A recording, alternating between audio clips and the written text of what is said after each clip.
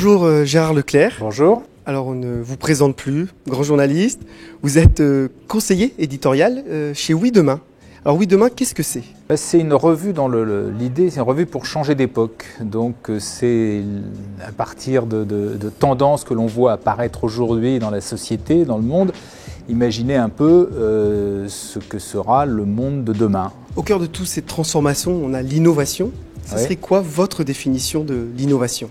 Je ne sais pas si ça sera très original. L'innovation, c'est tout ce qu'on peut apporter de nouveau dans un domaine avec l'idée d'une application concrète. C'est ce qui différencie l'innovation de l'invention. L'invention, vous inventez quelque chose, mais souvent l'invention, ça ne change pas la vie des gens. Alors que l'innovation, l'idée, c'est de changer parce qu'il y a cette dimension concrète, vie quotidienne.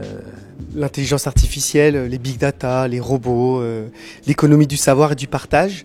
Est-ce que la France et les Français sont capables de se projeter dans cet avenir ?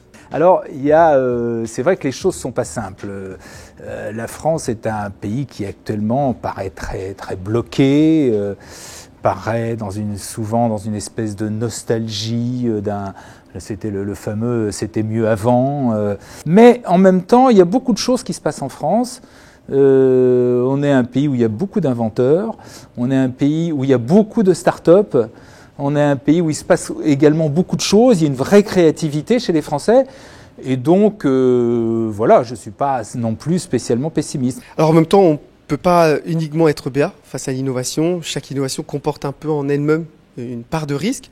Vous soulignez notamment que le principe des algorithmes peut être effrayant en nous confrontant systématiquement à ce que l'on aime. Ça a poussé notamment une partie des Américains à ignorer qu'une autre partie des Américains pouvait trouvé un écho dans les discours de Trump. Alors, comment aborder justement cette question du risque de l'innovation sans la freiner ? Déjà, puisque vous avez parlé de ce qu'on appelle les GAFAM, s'il y a un truc qui est terrible, c'est que tout ça, ils sont tous américains. C'est-à-dire qu'on a totalement raté, nous, la France, et encore plus nous, l'Europe, cette révolution. Pendant qu'on essayait de se battre pour garder des mines de charbon ou la sidérurgie en Lorraine, les autres investissaient là-dedans et résultat, l'Europe est totalement absente, ce qui est quand même très grave. Pour revenir à votre question, oui, tout ça pose des problèmes auxquels il faut essayer de trouver des solutions. C'est vrai que cette histoire des algorithmes est terrible. Parce que, donc l'idée, c'est que c'est bien Google que Facebook, etc., vous oriente vers ce que vous avez envie d'entendre en fonction. Ils repèrent quels sont vos goûts, vos pensées, vos tendances, et donc qui vous conforte dans ce qui est votre conviction, sans du tout vous ouvrir au reste.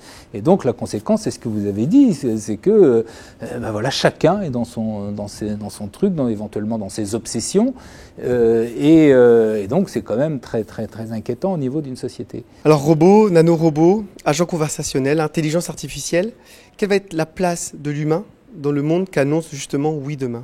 Il faut vraiment s'en préoccuper.